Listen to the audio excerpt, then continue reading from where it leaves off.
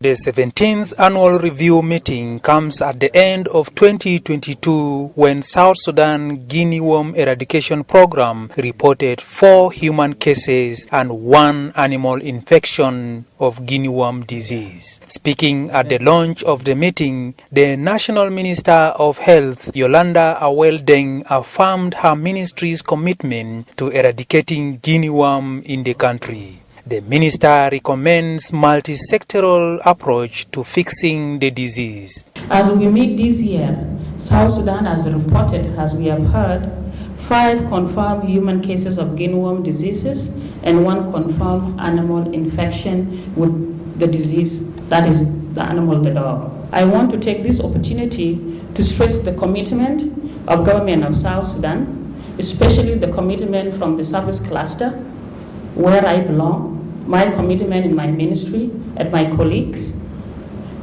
to ensure complete elimination of this dreadful disease as soon as possible. Dr. Kashev Ijaz, the Vice President of Health Programs at the Carter Center in Atlanta, USA, said former President Jimmy Carter sent his special greetings to President Salva Kiir Mayardit and thanks the President for the commitment to guinea worm eradication in South Sudan.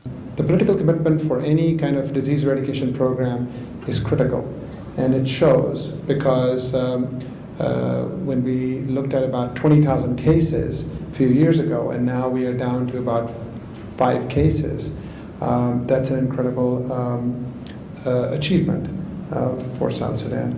And we need to continue on that trajectory, hopefully, to reach down and get to 0. This is not a time to let down our efforts or to relax.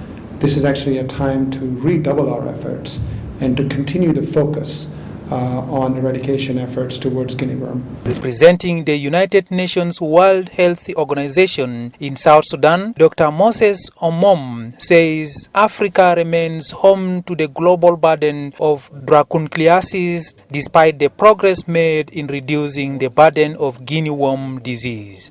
Africa remains home of the global burden of dracunculiasis in spite of the progress made in reducing the burden of guinea worm disease. From about 20 endemic countries in the mid-1980s to now the current 5 endemic countries, all of which are from Africa. This includes Chad, Ethiopia, Mali, South Sudan, and Angola. We need to do more to realize our goals of ensuring a South Sudan free of guinea worm. By the end of the 2 days meeting, participants will have to come up with recommendations for the South Sudan guinea worm eradication program. Duku Wilson, SSBC News, Juba.